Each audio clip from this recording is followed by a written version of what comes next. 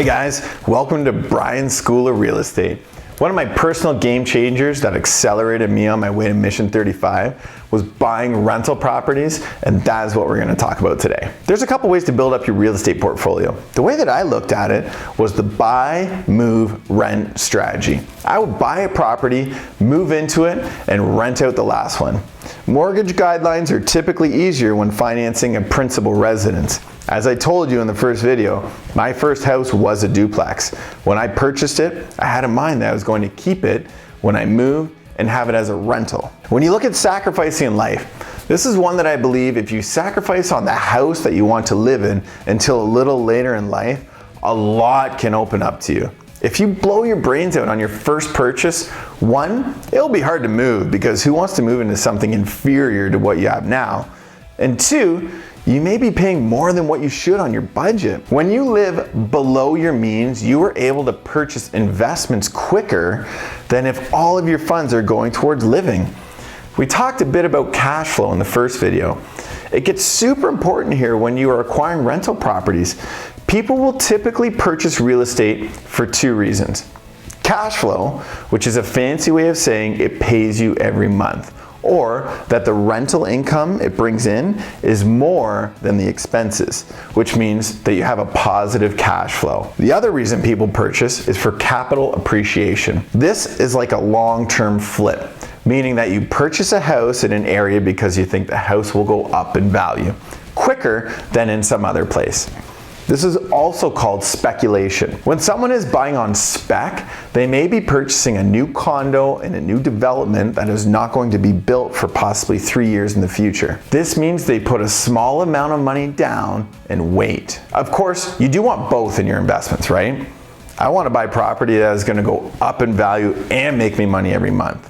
Who doesn't want to have their cake and eat it too? My advice in this program is not to purchase for capital appreciation or speculation unless you can have cash flow in the property. You must make sure you cover your downside risk, as if the property does not go up and you're forced to hold on to your property for longer than you expected, it may cost you more than you think for longer. You can buy just for speculation as your FIA number is within reach, as at that point, you will understand your personal risk more and your investments will be at a point where you can compensate for a more aggressive risk tolerance. Let's get back to good old-fashioned rentals with cash flow. Again, simply put, you want to purchase a property where the income is more than the expenses, period. How much, you ask? The very minimum, I like to see a $100 buffer zone a month.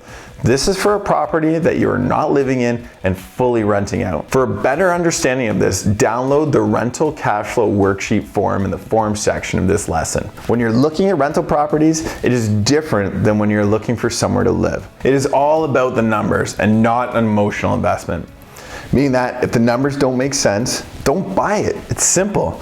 None of this, it has a beautiful garden, or I love the neighborhood, or it has such a nice living room. If the numbers don't fit, you move on to the next one. To my naysayers out there, I remember hearing from so many people why you should not purchase rental property.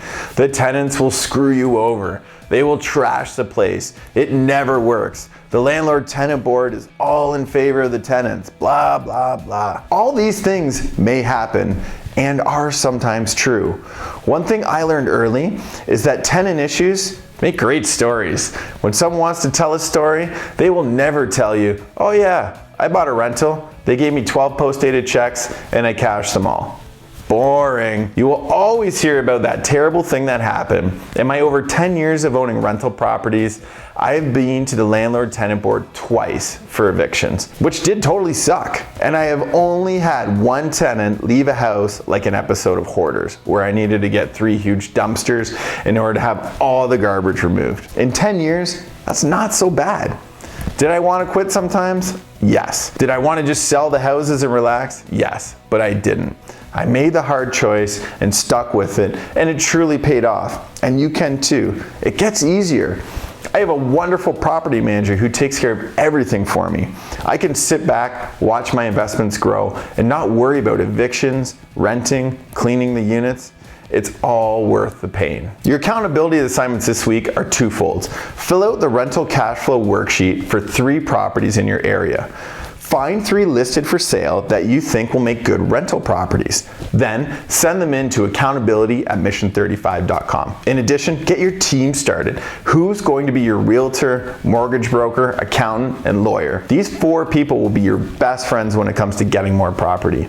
If you're having trouble finding a partner, let us know at info@mission35.com and we will find one for you. This is my baby and I would love to help you out personally. And if I can't, I promise you I will find someone that you can trust that will be on your team. Are you excited? Get pre-approved now and go look at some properties.